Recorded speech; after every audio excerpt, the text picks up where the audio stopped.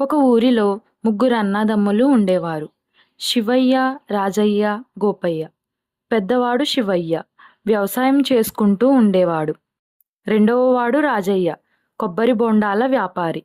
మూడవవాడు గోపయ్య గోవులను కాచుకుంటూ ఉండేవాడు. రాజయ్య శివయ్య ఇంటికి తరచూ వస్తూ కొబ్బరి బొండాలను ఇస్తూ ఉండేవాడు. అన్నా, ఈ కొబ్బరి బొండాలను తాగండి, ఇవి మీ ఆరోగ్యానికి చాలా మంచిది. అలానే గోపయ్య కూడా వచ్చి చిక్కటి పాలను శివయ్యకు ఇస్తూ ఉండేవాడు. అన్నయ్య, ఈ గేదె పాలను తాగండి, ఇవి మీ ఎముకలకు ఎంతో బలాన్ని చేకూరుస్తాయి.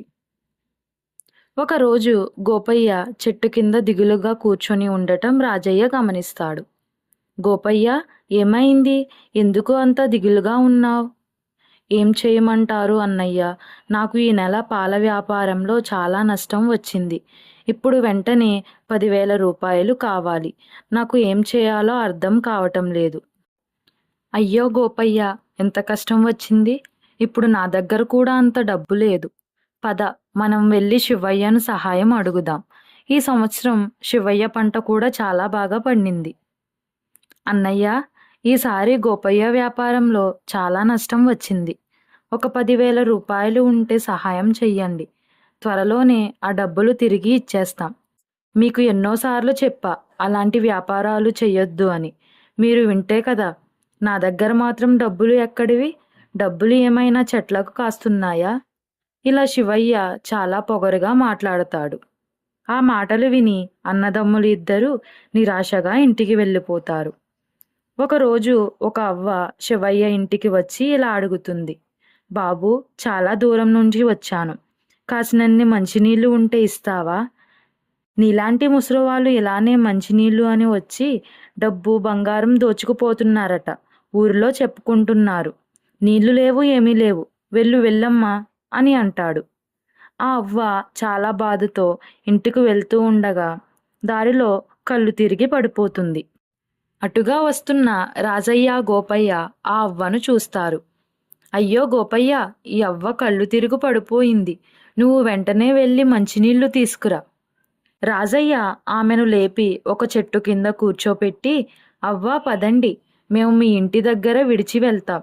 మీ ఆరోగ్యం అసలే బాగోలేదు. రాజయ్య, గోపయ్య అవ్వ ఇంటికి వెళ్తారు. బాబు, మీరు నాకు చాలా సహాయం చేశారు. మీ వ్యాపారాలకు ఉపయోగపడే ఒక పాల క్యాను, ఒక కొడవలిని బహుమతిగా ఇస్తాను. దయచేసి మీరు తీసుకువెళ్ళండి బాబు అని అవ్వ ప్రాధేయపడుతుంది. గోపయ్య ఆ రోజు రాత్రి పాల క్యాను నిండా పాలు నింపి నిద్రపోతాడు. గోపయ్య ఉదయాన్నే లేచి చూసేసరికి ఆ పాల క్యాను బంగారు పాల క్యానులా మారిపోయింది. అరే, ఏమిటిది? ఈ పాల క్యాను బంగారు పాల క్యానులా ఎలా మారిపోయింది? ఈ విషయాన్ని వెంటనే రాజయ్యకు చెప్పాలి అని గోపయ్య రాజయ్య ఇంటికి వెళ్తాడు. లేవండి అన్నా, లేవండి, మీకొక విషయం చెప్పాలి, లేవండి అని రాజయ్యను లేపుతాడు. ఏమైంది తమ్ముడు? ఎందుకంత కంగారు పడుతున్నావు? ఎందుకింత ఉదయాన్నే పరిగెత్తుకుంటూ వచ్చావు? అన్నయ్య, నేను రాత్రి ఆ అవ్వ ఇచ్చిన పాల క్యానులో పాలు పితికి పక్కన పెట్టాను. ఉదయం లేచి చూసేసరికి అది బంగారు పాల క్యానులా మారిపోయి ఉంది. అంతేకాదు, ఈ కొబ్బరి బొండాలను చూడండి, ఇవి కూడా బంగారంగా ఎలా మారిపోయాయో. ఆ అవ్వ ఇచ్చిన కొడవల్ని గుచ్చటం వలన ఇవి ఇలా మారిపోయి ఉంటాయి అని చాలా ఆశ్చర్యంగా రాజయ్య గోపయ్యకు చెప్తాడు. అవును తమ్ముడు, ఇది చాలా సంతోషించాల్సిన విషయం. కానీ పరుల సొమ్ము పాముతో సమానం. అందుకే ఈ కొబ్బరి బొండాలను, ఆ పాల క్యానును అవ్వకు ఇచ్చి వద్దాం. రాజయ్య ఆ బంగారు పాల క్యానును, ఆ కొబ్బరి బొండాలను అవ్వ దగ్గరకు తెచ్చి జరిగిన విషయం చెప్తాడు. అలానే, అవ్వ, మీకు ఆ కొడవలి, ఆ పాల క్యాను ఎక్కడివి అని అడుగుతాడు రాజయ్య. అవ్వ చాలా సంతోషించి జరిగిన విషయం వాళ్ళకు చెప్పడం మొదలు పెడుతుంది. ఒకరోజు ఒక మునీశ్వరులు మా ఇంటికి వచ్చారు. ఆయనకు చాలా ఆకలిగా ఉంది, అన్నం పెట్టమని అడిగారు. అందుకు ప్రతిఫలంగా నాకు బహుమతులు ఇస్తారని చెప్పారు.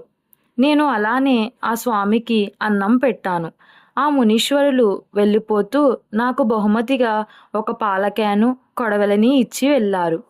నేను ఇన్ని రోజులు వాటిని ఉపయోగించలేదు బాబు. అందుకే వాటి విలువ నాకు తెలియలేదు. ఈరోజు మీరు వాటిని వాడటం వలన వాటి విలువ తెలిసింది. అవ్వ, ఏదేమైనప్పటికీ ఈ వస్తువులు మీ సొంతం. మీరే తీసుకోండి అని రాజయ్య అవ్వతో చెప్తాడు. బాబూ, ఈ వయసులో ఇంత బంగారాన్ని తీసుకొని నేనేం చేసుకుంటాను? ఇవి నా దగ్గర ఉండటం వలన నాకు హాని చేసి వీటిని తీసుకుపోయే ప్రమాదం ఉంది. ఒక పని చెయ్యండి, వీటిని మీరే ఉంచుకోండి. అందుకు ప్రతిఫలంగా నన్ను కూడా మీతో ఉండనివ్వండి. ఈ వయసులో నన్ను చూసుకునేవారు ఎవ్వరూ లేరు అని అవ్వ రాజయ్యతో చెప్తుంది. సరే అవ్వా, మీరు చెప్పిన విషయానికి నేను అంగీకరిస్తున్నాను. మీరు మాతో పాటే రండి. మిమ్మల్ని మేము మా అమ్మలా చూసుకుంటాము అని అవ్వను తనతో పాటు ఇంటికి తీసుకువెళ్తారు. కొద్ది రోజుల తరువాత రాజయ్య, గోపయ్య కలిసి ఒక పెద్ద ఇంటిని నిర్మిస్తారు. వారి వ్యాపారాల్ని బాగా వృద్ధి చేసుకుంటారు. చాలా సంతోషంగా ఉంటారు. ఈ విషయాన్ని తెలుసుకున్న శివయ్య తాను చేసిన తప్పును తెలుసుకొని బిత్తరపోయాడు.